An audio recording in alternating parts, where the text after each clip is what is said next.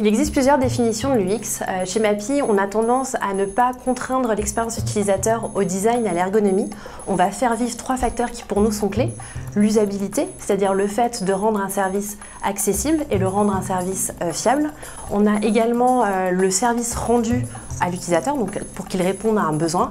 Et enfin, travailler sur les facteurs humains, sur les facteurs émotionnels qui vont rendre une expérience personnelle et qui vont du coup différencier ce service par rapport aux autres. Chez Mappy, on intègre l'UX dans toutes les phases de conception de l'application.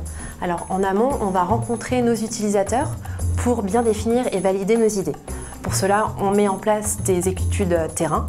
On va à la rencontre des utilisateurs dans la rue via des micro-trottoirs, puisqu'on a de la chance, on a des utilisateurs qui sont présents partout et qui se déplacent au quotidien.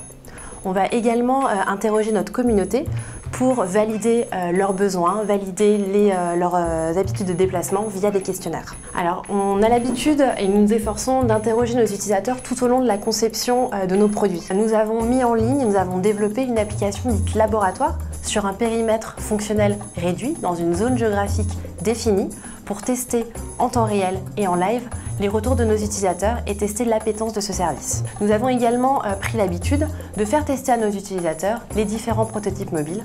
Et enfin, avant chaque mise en ligne, nous mettons à disposition une bêta pour s'assurer de la qualité de l'application. Chez Mappy, il est essentiel de monitorer au quotidien les retours utilisateurs. Pour cela, bien évidemment, on va analyser les retours, regarder les notes des avis qui sont déposés sur les stores. On va aller au-delà puisqu'on a réparti sur l'ensemble de l'application différents questionnaires qu'on va analyser, qu'on va étudier. L'application qui est actuellement en ligne, on pourrait dire qu'elle a été faite pour les utilisateurs, mais également par les utilisateurs.